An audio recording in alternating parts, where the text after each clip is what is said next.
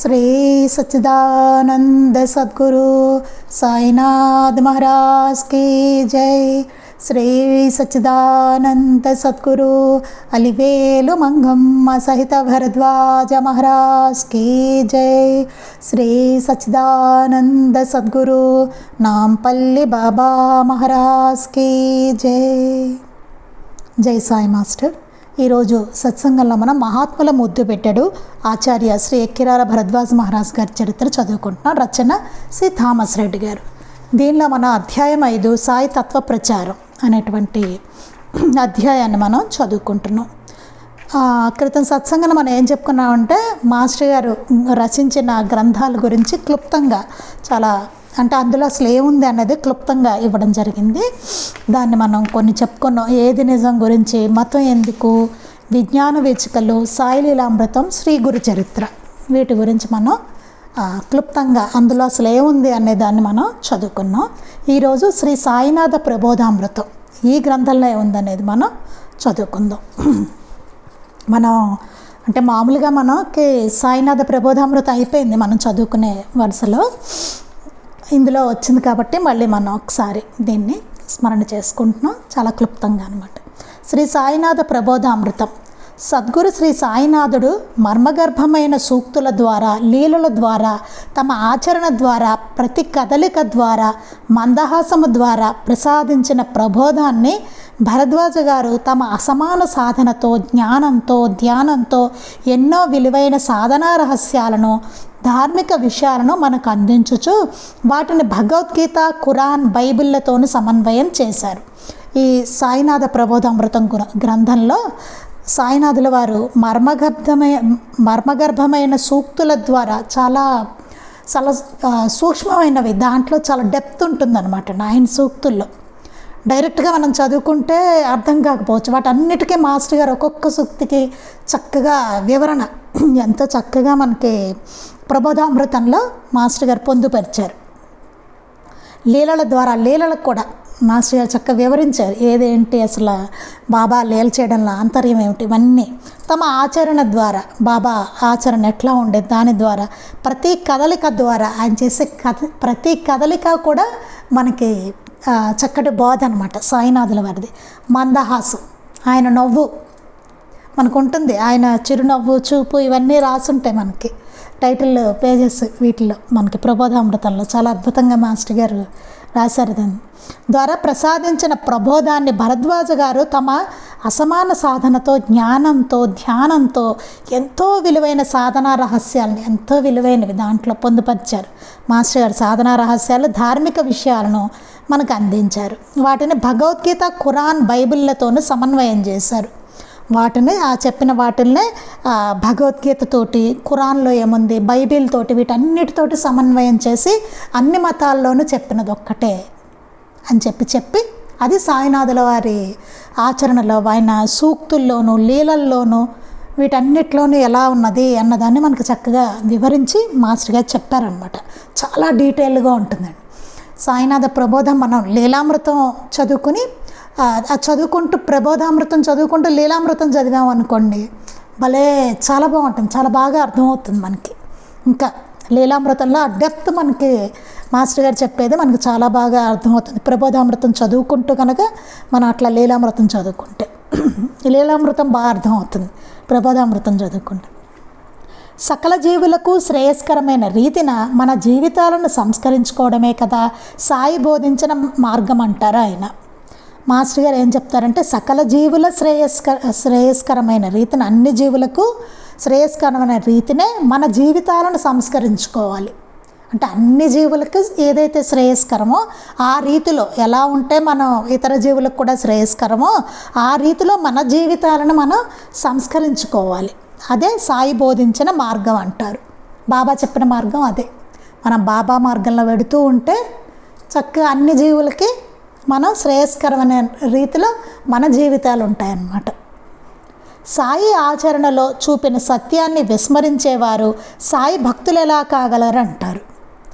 ఎందుకంటే బాబా సాయి ఆచరణలో చూపిన సత్యాన్ని ఆయన ఆచరించి చూపించారు బాబా మనకి। ఆ ఆచరణలో చూపిన సత్యాన్ని విస్మరించేవాళ్ళు దాన్ని మర్చిపోయి మన జీవితాలు మన పాటికి బతుకుతూ ఉంటే కనుక బాబా భక్తులు ఎలా అవుతాం కదండి. బాబా చెప్పినట్టు చెయ్యం, కానీ మేము బాబా భక్తులు, మనం అందరం అట్లాగే చేస్తూ ఉంటాం. ఇట్లాంటి వాళ్ళు మనం బాబా భక్తులు ఎట్లా అవుతాం, అసలు ఎట్లా చెప్పుకుంటాం బాబా భక్తులు అని? ఆయన చెప్పినట్టు చెయ్యం కదా, ఆయన చెప్పినట్టు ఉండం, ఆయన చెప్పినట్టుగా ఆచరించాం, మరి ఎట్లా బాబా భక్తులు అవుతాం? అది భారతంలో గీత వంటిది, బైబిల్లో సర్మన్ ఆన్ ది మౌంట్ వంటిది, మనిషికి గుండె వంటిది, శ్రీ సాయి చరణాలపై శ్రీ మాస్టర్ అందించిన దివ్య పుష్పం ఈ రచన. చాలా అద్భుతమైన గ్రంథం అని చెప్తున్నారనమాట. ఇది భారతంలో గీత వంటిదిట, ఇది భగవద్గీత లాంటిది అనమాట అండి. భారతంలో ఉన్న భగవద్గీత ఎంత ఇంపార్టెంటో అంత ఇంపార్టెంట్ అనమాట. బైబిల్లో సర్మన్ ఆన్ ది మౌంట్, బైబిల్లో అదొకటి ఉంటుందన్నమాట chapter, sermon on the mount అన్నది అది చాలా ఇంపార్టెంట్ది. అట్లా మనిషికి గుండె వంటిది, మానవుడికి గుండె ఎంత ఇదో ముఖ్యమో అట్లాంటిట్టే ఈ గ్రంథం. శ్రీ సాయి చరణాలపై శ్రీ మాస్టర్ గారు అందించిన దివ్య పుష్పం ఈ రచన. అంత ముఖ్యమైనది ఈ గ్రంథం అని చెప్తున్నారనమాట. ఇది అంత అద్భుతమైన గ్రంథం, శ్రీ సాయినాథ ప్రబోధామృతం అని చెప్తున్నారు. తర్వాత గ్రంథం శ్రీ సాయి సన్నిధి.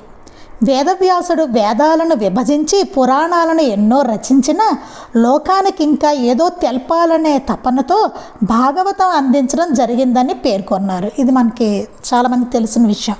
వేదవ్యాసుల వారు వేదాలను విభజించి పురాణాలు ఎన్నో రచించారు. ఆయన ఇంకా ఆయనకి లోకానికి ఏదో తెలపాలని చెప్పేసి తపన ఉండేదట ఆయనకి, వేదవ్యాసుడికి. అప్పుడు ఆయన భాగవతం అనేది అందించడం జరిగిందనమాట. అదేవిధంగా ఆధ్యాత్మికంగా ఈ లోకానికి తాను అందించాల్సిన విషయాలను అందించానని, చివరిగా భాగవతం లాంటి శ్రీ సాయి సన్నిధి గ్రంథాన్ని రచించడం జరిగిందని భరద్వాజ గారు వివరించారు. దీనికి మాస్టర్ గారు ఏం చెప్పారట, ఆధ్యాత్మికంగా ఈ లోకానికి నేను అందించాల్సిన విషయాలన్నీ అందించాను, కానీ చివరగా భాగవతం లాంటిది శ్రీ సాయి సన్నిధి, ఆ గ్రంథాన్ని రచించడం జరిగింది అని చెప్పి మాస్టర్ గారు చెప్పారట. ఈ గ్రంథంలో శ్రీ సాయిని సేవించిన మహల్సాపతి, శ్యామ, తాత్య, నానా చందోర్కర్, హేమాద్ పంత్, దాసగను, లక్ష్మీబాయి షిండే, రాధాకృష్ణమాయి మున్నగు 27 మంది భక్తుల అనుభవాలను, వారి కుటుంబ సభ్యుల ద్వారా, స్నేహితుల ద్వారా వారి అనుభవాలను వారి డైరీల ద్వారా సేకరించి రచించబడినదే ఈ సాయి సన్నిధి అని తొలి మాటల్లో తెలియజేస్తారు. మాస్టర్ గారు ఇది ఎట్లా ఇంతమంది బాబాని సేవించుకున్న ఇంతమంది భక్తులు, 27 మంది భక్తులు, వాళ్ళ అనుభవాలు, వారి కుటుంబ సభ్యులను కలిసి అట్టా సేకరించి, వాళ్ళ స్నేహితులను కలిసి దాని ద్వారా సేకరించి, వారి అనుభవాలు, వాళ్ళ డైరీలను సేకరించి మాస్టర్ గారు అంతలాగా సేకరించి రచించారనమాట ఈ సాయి సన్నిధి అనే గ్రంథం. స్వరాజ్యోద్యమ నాయకులైన బాలగంగాధర్ తిలక్, వారి సన్నిహితులైన జగేశ్వర్ భీష్మ, దాదాసాహెబ్ కాపర్దే, ఫిరోజ్ మెహతా, కాకాసాహెబ్ దీక్షితులు శ్రీ సాయి సన్నిధిలో పొందిన దివ్యానుభూతులను ఈ గ్రంథంలో శ్రీ మాస్టర్ గారు వివరిస్తారు. బాలగంగాధర్ తిలక్, అతనికి సన్నిహితుడైన జగేశ్వర్ భీష్మ, దాదాసాహెబ్ కాపర్దే, ఫిరోజ్ మెహతా, కాకాసాహెబ్ దీక్షితులు వీళ్ళందరూ స్వతంత్రోద్యమంలో పాల్గొన్న వాళ్ళు అన్నమాట.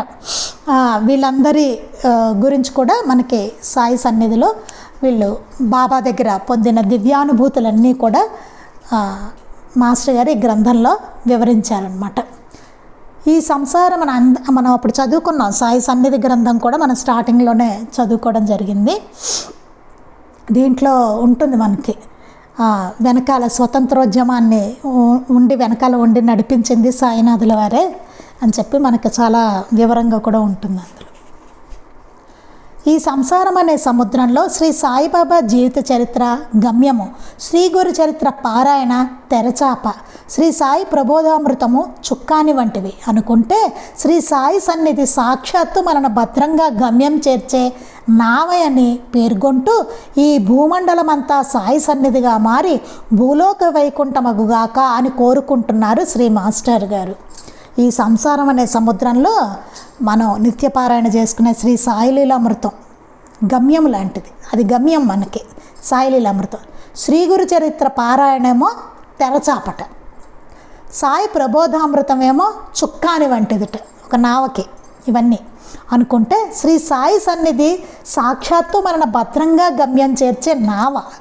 ఆ నావ ఏదైతే ఉన్నదో అది సాయి సన్నిధిట, మన భద్రంగా చేర్చడానికి నావ లాంటిదిట సాయి సన్నిధి. ఈ భూమండలం అంతా సాయి సన్నిధిగా మారి భూలోక వైకుంఠమగుగాక అని కోరుకుంటున్నారు శ్రీ మాస్టర్ గారు. అది ఈ సాయి సన్నిధి అంతా ఈ భూలోక వైకుంఠంగా మారిపోయి ఉండాలి, భూమండలం అంతా సాయి సన్నిధిగా మారాలని చెప్పి మాస్టర్ గారు కోరుకుంటున్నారు. తొలి పలుకుల్లోనే చివర్లో ఇట్లు భరద్వాజ అంటూ స్థలము మీరున్న చోటు అని 1985లోనే తమ నిజస్థితిని వ్రాతపూర్వకంగా భరద్వాజ గారు మానవాళికి తెలియజేసిన అద్భుత విషయం ఉన్నది ఈ గ్రంథంలోనే. ఈ గ్రంథంలో ఉన్న అద్భుతమైన విషయం ఏంటంటే, మాస్టర్ గారు తొలి పలుకులు రాస్తున్నప్పుడు చివర్లో రాస్తారనమాట, ఇట్లు భరద్వాజ అని రాసి స్థలము మీరున్న చోటు అని రాశారు. అంటే ఏంటి, మనం ఎక్కడుంటే అక్కడ మాస్టర్ గారు ఉంటారనమాట. అంటే అంతటా మాస్టర్ గారు ఉన్నారు, మీరు ఎక్కడున్నా సరే నేను ఉంటానని చెప్పారు మాస్టర్ గారు అని. ఆయన 1988లోనే ఆయన నిజస్థితి ఏంటో అన్నది వ్రాతపూర్వకంగా ఆయన మనకి అందజేశారు. ఇట్లు మీరున్న చోటు, ఎక్కడ మనం ఉంటే అక్కడ మాస్టర్ గారు ఉంటారనమాట. మొత్తం నిండిపోయి ఉన్నారు ఈ విశ్వం అంతా ఆయన, అందువల్ల మనం ఎక్కడున్నా ఆయన ఉంటారు. ఇట్లు మీరున్న చోటు అని రాశారు మాస్టర్ గారు. ఎంత అద్భుతమైన విషయమో చూడండి ఇది. అంటే ఆయన నిజస్థితి అది. తర్వాత శ్రీ దత్తావతార మహత్యం. 1. కలియుగంలో దత్తావతారాలకు శ్రీపాద శ్రీ వల్లభులు 14వ శతాబ్ది పిఠాపురం. 2. శ్రీ నృసింహ సరస్వతి స్వామి గాన్గాపురం 15వ శతాబ్ది. 3. శ్రీ మాణిక్య ప్రభువులు 18వ శతాబ్దం. 4. శ్రీ అక్కలకోట స్వామి 18వ శతాబ్దం అక్కలకోట. 5. శ్రీ షిరిడి సాయి 20వ శతాబ్ది షిరిడి. ఇటు క్షేత్రాల ప్రాశస్యము, వారి చరిత్రలు, ఆయా క్షేత్రాలను దర్శించడానికి మార్గాలను వివరిస్తూ ఆయా స్థలాల్లో పాటించవలసిన విధానాలను వివరించిన గ్రంథం. ఇది కూడా మనం చదువుకోవడం జరిగింది మనకి. శ్రీ దత్తావతార మహత్యంలో శ్రీపాద వల్లభులు మొదటి దత్తాత్రేయుని మొదటి అవతారమైన శ్రీపాద వల్లభులు ఆ పిఠాపురంలో మనం అక్కడికి శ్రీపాద వల్లభ స్వామి దగ్గరికి ఎట్లా వెళ్ళాలి, అక్కడ చూడవలసిన ప్రదేశాలు ఏమిటి, అవన్నీ అక్కడికి వెళ్ళినప్పుడు మనం ఏం చదువుకోవాలి, స్తోత్రాలు, ఇవన్నీను మాస్టర్ గారు చక్కగా పొందుపరిచారనమాట. ఆ తర్వాత ఏమో నృసింహ సరస్వతి స్వామి గాన్గాపురం ఎట్లా వెళ్ళాలి, వెళ్ళినప్పుడు అక్కడ ఏమేమి ప్రదేశాలు మనం అక్కడ చూడాలంటే స్వామి ఎక్కడెక్కడ ఉన్నారో ఆ ప్రదేశాలన్నీ మనం చూడాల్సినవన్నీ అవి మాస్టర్ గారి దయ వల్ల నేను ఇంచుమించుగా అక్కడ చూడడం జరిగింది. అదొకటి. తర్వాత మాణిక్య ప్రభువులు, మనకి మాణిక్య నగర్ ఇక్కడ ఉంది కదండి, మనకి హైదరాబాద్కి దగ్గర మాణిక్య నగర్, మాణిక్య ప్రభువులది ఆయనది. తర్వాత అక్కలకోట స్వామి, అక్కలకోటలో అక్కడికి ఎలా వెళ్ళాలి, మనం ఏం చూడాలి, ఇవన్నీ. తర్వాత మనకు తెలిసింది సాయినాథుల వారి షిరిడి సాయి, షిరిడీలో ఆ క్షేత్రం యొక్క ప్రాశస్యము ఇవన్నీ మనకి తెలియపరిచారు, అక్కడ చూడవలసినవి ఏమిటి, ఇదంతా మనకి. ఇది సెపరేట్గా షిరిడి క్షేత్ర సందర్శనం అని కూడా ఉంటుంది, సెపరేట్గా ఒక చిన్న బుక్ ఉంటుంది, మన షిరిడీలో ఏమేం చూడాలి వెళ్తే ఇవన్నీ ఉంటాయి. ఇలా వారి చరిత్రలు, ఆయా క్షేత్రాలను దర్శించడానికి మార్గాలను వివరిస్తూ ఆయా స్థలాల్లో పాటించవలసిన విధానాలను వివరించిన గ్రంథం ఇది దత్తావతార మహత్యం అన్నది. దత్తక్షేత్రాలని మనం దర్శించుకోవడం, అక్కడ ఏం చేయాలి ఏమిటి, ఇవన్నీ మాస్టర్ గారు దీంట్లో వివరించారనమాట. పరిప్రశ్న తర్వాత గ్రంథం. నైతిక శాస్త్ర విషయాలపై సాధకులు, భక్తులు, ఆర్తులు, జిజ్ఞాసులు అడిగిన ప్రశ్నలకు సమాధానాలు ఇందులో లభిస్తాయి. పరిప్రశ్న అనే అద్భుతమైన గ్రంథం అండి, ఇది ఇంకా మనం చదువుకోలేదు, తర్వాత చదువుకుంటాం మనం. ఈ గ్రంథంలో ఏమవుతుందంటే అనేక విషయాలు, నైతిక విషయాలు కానీ, శాస్త్రపరంగా కానీ, ఇవన్నీ సామాజిక పరంగాను, ఇట్లా అన్ని రకరకాల విషయాలు సాధకులు, భక్తులు, ఆర్తులు, జిజ్ఞాసులు వీళ్ళందరూ అడిగిన ప్రశ్నలకు మాస్టర్ గారు ఇచ్చిన సమాధానాలు ఉంటాయి. మనసు స్థిరంగా ఉండాలంటే, ఉదాహరణ కొన్ని, మనసు స్థిరంగా ఉండాలంటే ఏం చేయాలి ఎవరో ఒకళ్ళు అడిగారు, దానికి మాస్టర్ గారు సమాధానం చెప్పారనమాట. అసూయ ద్వేషాలతో నిండిన ఈ సంఘంలో మానవుడు ఆధ్యాత్మికంగా పురోగమించడం సాధ్యమా? ఇది అందరికీ వస్తుంది డౌట్. అసలు ఇప్పుడు ప్రపంచం చూస్తే ఎలా పడితే ఇలా ఉంది. ఇలాంటి సమాజంలో అసలు మనం ఆధ్యాత్మికంగా పురోగమించగలమా, అసలు ఉండగలమా అట్లాగా అనే డౌట్ అందరికీ వస్తూ ఉంటుంది. అలాగే ఎవరో అడిగారు అప్పట్లో మాస్టర్ గారిని, అసూయ ద్వేషాలతో నిండిన ఈ సంఘంలో మానవుడు ఆధ్యాత్మికంగా పురోగమించడం సాధ్యమా? ఇలాంటి ప్రపంచంలో సాధ్యమా? జనరల్గా ఏం జరుగుతుంది, ప్రపంచం ఇట్లా ఉంది, మనం ఇలా ఉంటే ఎలాగా, అబ్బో కుదరదు, మనం కూడా అట్లాగే ఉండాలి, ఆ నలుగురు ఎట్లా ఉంటే మనము అలాగే ఉండాలి, గట్టిగా లేకపోతే కష్టం, ధర్మం ఇవి ఇక్కడ కుదరవు, అట్లా ఉంటుంది ప్రపంచం. దానికి ఎవరో ప్రశ్న అడిగారు, ఎలాగా ఇలాంటి ప్రపంచంలో ఎలా స్పిరిచువల్గా ఉండి మనం ముందుకు ఎట్లా వెళ్ళగలమండి, అసలు సాధ్యమా, అది కుదురుతుందా అని అడిగితే దానికి మాస్టర్ గారు చెప్పారు సమాధానం. ఇది మనం చదువుకునేటప్పుడు, ఆ గ్రంథం మనం చదువుకునేటప్పుడు పరిప్రశ్న, వీటన్నిటి సమాధానాలు చదువుకుందాం. దేవుడు అంటే ఎవరు, ఎలా ఉంటారు, దేవుడు అంటే ఎవరు, అసలు ఎలా ఉంటాడు, ఇదే ప్రశ్న మొన్నే ఎవరైనా అడిగితే చెప్పగలమా? నువ్వు చూసావా దేవుడిని అంటే, అసలు ఆయన ఎలా ఉంటాడు, అసలు ఎవరు దేవుడు అంటే నువ్వు చూసావా, మనం చెప్పగలమా? సాయిబాబానే ఎందుకు పూజించాలి, బాబానే ఎందుకు పూజించాలి, అసలు ఆయన ఎందుకు పూజించాలి, అసలు ఏంటి, ఎందుకని ఈ ప్రశ్నలు అడిగారు. వాటన్నిటికీ మాస్టర్ గారు రాశారు సమాధానం. అవన్నీ చదువుకుంటాం మనం. గొలుసు ఉత్తరాలు, పూనకాలు నిజమేనా? కొంతమంది చూడండి, మా చిన్నతనంలో వచ్చేవి, ఇప్పుడు నాకు తెలియదు కానీ ఉన్నాయేమో ఇప్పుడు కూడా, ఉత్తరాలు వచ్చేవి, ఏదో రాసేవాళ్ళు, దాంట్లో రాసి దీన్ని మళ్ళీ మనం ఏదో ఎన్నో 50, 60 ఏదో ఉండేది, 100 రాసి మళ్ళీ అది మళ్ళీ పంచాలట 100 మందికి, లేకపోతే మనకేదో అయిపోతుంది. అట్లా బాబా పేరుతో కూడా వచ్చేవండి, లేకపోతే ఏదో దేవుడి పేరుతో, ఏదో ఈశ్వరుడు, ఇంకోటో అమ్మవారు, ఇట్లా వచ్చేవి. బాబా పేరుతో కూడా చాలా ఎక్కువ వచ్చేవి అప్పట్లో. ఇట్లా ఇలాంటివి గొలుసు ఉత్తరాలు, పూనకాలు నిజమేనా? పూనకాలు వస్తూ ఉంటాయి, ఇవన్నీ అసలు నిజమేనా అని అడిగారు ఎవరు. దానికి చెప్పారు మాస్టర్ గారు, ఉడికే అన్నం పాత్రలో చేయి పెట్టినా కాలనిది, ఎక్కడో అగ్నిలో పడిపోయిన భక్తురాలి కొడుకును రక్షించినప్పుడు బాబా చేయి ఎందుకు కాలింది? చాలా అద్భుతమైన ప్రశ్న ఇది. ఏంటంటే ఉడికే అన్నం పాత్రలో చేయి పెట్టినా ఆయన కాలలేదు, చక్కగా ఉడికే అన్నంలో ఆయన రోజు అన్నం వండేస్తూ కలిపేస్తూ ఉండేవారు, చేయి పెట్టి, చేత్తో కలిపేయడమే గరిట్లాగా, అది ఎక్కడ ఆయన చేయి కాలేదు కాదు. కానీ ఒకసారి బాబా మసీదులో కూర్చొని ఉన్నప్పుడు సడన్గా ఆయన ధూనిలో చేయి పెడతారు, మంటలో చేయి పెడితే భక్తులందరూ ఏంటి అనేసి చాలా కంగారు పడతారు. తర్వాత అడుగుతారు, గబుక్కున్న అందరూ వచ్చి అడిగితే బాబా చెప్తారనమాట, నా భక్తుడు ఒక అతను కొలిమిలో పడుతుంటే రక్షించాను.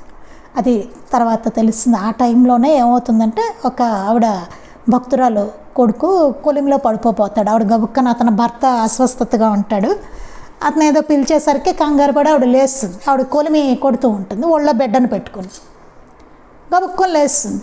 లేచేసరికి ఆ బిడ్డ కొలిమిలో పడిపోతాడు. అప్పుడు బాబా ఆ బిడ్డని రక్షిస్తారనమాట. రక్షించినప్పుడు ఆయన చేయి కాలి, ఎక్కడో ఆ పిల్లవాడుని రక్షించారు, ఇక్కడ కూర్చున్న బాబా, మసీదులో కూర్చున్న బాబా దునిలో చేయి పెడితే ఆ పిల్లవాడు రక్షింపబడ్డాడు. బాబా చేయి కాలింది, ఎందుకు కాలింది అని అడిగారు. మరి ఉడుకుతున్న అన్నంలో మరి చేయి పెడితే కాలనిది, ఆ పిల్లవాడిని రక్షిస్తూ అంటే ఎందుకు కాలింది ఆయనకి? మరి మంటలో కాలకూడదు కదా ఆయనకి, ఎందుకు కాలింది? అప్పుడు ఎందుకు కాలలేదు, ఇప్పుడు ఎందుకు కాలింది? అన్నం ఉడుకుతున్నప్పుడు గుండెలో చేయి పెడితే ఉడికే అన్నంలో ఆయన చేయి కాలలేదు, ఈ పిల్లవాడిని రక్షించడానికి దునిలో చేయి పెడితే చేయి కాలింది, ఏంటి, ఎందుకని, ఆ తేడా ఏంటి అని అడిగారు ఒకళ్ళు. చాలా అద్భుతమైంది ప్రశ్న కదా. అందుకని దీనికి జవాబు చెప్పారు, అది మనం చదువుకుందాం తర్వాత ఈ గ్రంథం చదువుకునేటప్పుడు. మొన్నకు శతాధిక ప్రశ్నలకు వారు అందించిన ఆణిముత్యాలు లాంటి సమాధానాలు ఎందుగలవు. ఇవి కొన్ని ఉదాహరణ, ఇంకా చాలా ఉన్నాయి గ్రంథంలో, చాలా బాగుంటుంది పరిప్రశ్న గ్రంథం. మనకు కూడా చాలా క్లారిటీ వస్తుంది చాలా ప్రశ్నలకి. అదే శ్రీ సాయినాథ పూజ, తర్వాత సాయినాథ పూజ గ్రంథం. పూజ ఎందుకు, ఎలా చేయాలి అసలు పూజ ఎందుకు చేయాలి అనేది, ఎలా చేయాలి, అసలు ఎట్లా చేయాలి పూజ ఎందుకు చేయాలి? మన పిల్లలు అడుగుతారు మనల్ని, ఏం చెప్తాం సమాధానం? అంతెందుకు మనమే రోజు చేస్తున్నాం పూజ. ఎందుకు చేయాలి, ఎలా చేయాలి, అసలు ఎట్లా చేయాలి పూజ అంటూ పిల్లల పట్ల ప్రేమ కొద్దీ తల్లిదండ్రులు అన్నీ సమకూర్చి ప్రేమను వ్యక్తపరిచినట్లే దైవం పట్ల ప్రేమను భక్తిని వ్యక్తపరుచుకోవడంలో పూజ ఒకటి అని భరద్వాజ గారు వివరిస్తారు. పూజ ఎందుకు చెప్పారంటే, ఇక్కడ పిల్లల పట్ల ప్రేమ కొద్దీ తల్లిదండ్రులు, మనం ఏం చేస్తాం, పిల్లల మీద మనకు ప్రేమ ఉంటుంది, ఆ ప్రేమ కొద్దీ మనం ఏం చేస్తాం, అన్నీ వాళ్ళకి సమకూరుస్తూ ఉంటాం. అలా ప్రేమను వ్యక్తపరుచుకుంటాం మనం, అంతే కదా. వాళ్ళకి కావాల్సినవన్నీ ఎందుకు సమకూరుస్తాం? ప్రేమ వాళ్ళంటే మనకి, దాన్ని వ్యక్తపరచడం అన్నమాట. ఉండలేము, ప్రేమను వ్యక్తపరచుకోకుండా ఉండలేము కదా. వ్యక్తపరుస్తాం పిల్లల దగ్గర. ఎలా అంటే వాళ్ళకి కావాల్సినవన్నీ సమకూరుస్తూ ఉంటాం. బొమ్మలు కావాలా, వాడికి బట్టలు కొనాలి, ఇలా వాడికి ఇష్టమైనవి చేసి పెట్టాలి, లేకపోతే కొని పెట్టాలి, వాడికి ఇది బాగుంటుంది అది బాగుంటుంది, ఇలా రకరకాలుగా అనుకుంటాం మన పిల్లల గురించి కదా. అంటే అట్లా మనం వారి పట్ల ఉన్న ప్రేమని వ్యక్తం చేసుకుంటూ ఉంటాం. అట్లాగే దైవం పట్ల ప్రేమను భక్తిని వ్యక్తపరుచుకోవడంలో పూజ ఒకటి. అలా భగవంతుడి పట్ల మనం మనకున్న ప్రేమని భక్తిని వ్యక్తపరుచుకోవడంలో పూజ అనేది ఒకటన్నమాట. అందులో ఒకటి మనం వ్యక్తపరుచుకునే దాంట్లో పూజ ఒకటి. అలా భజన మరొకటి. అలా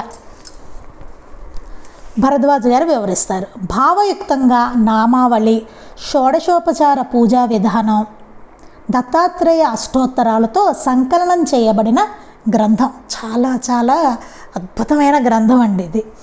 భావయుక్తంగా నామావళి ఎంతో భావయుక్తంగా చేసుకోవచ్చు.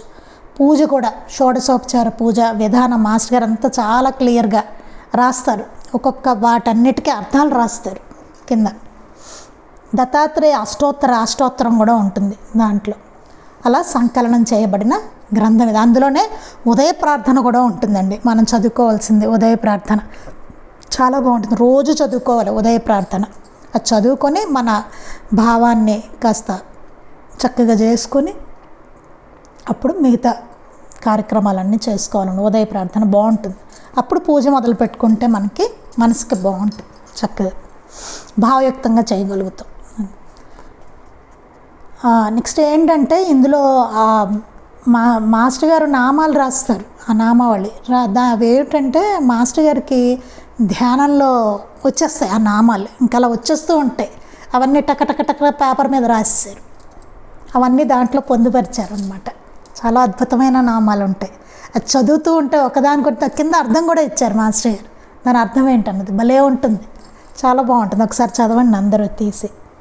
షిరిడీ హారతులు ఎందుకు, అసలు హారతులు ఎందుకు చేయాలి, ఎందుకు హారతులు, ఎలా చేయాలి, ఎట్లా చేయాలి హారతులు అని వివరిస్తూ షిరిడీలో 4 వేళలా పాడే హారతి పాటలు తెలుగు లిపిలో ఇస్తూ భావాన్ని చక్కగా తెలుగులో అందించిన పుస్తకం. నెక్స్ట్ మనకి షిరిడీ హారతుల పుస్తకం అండి.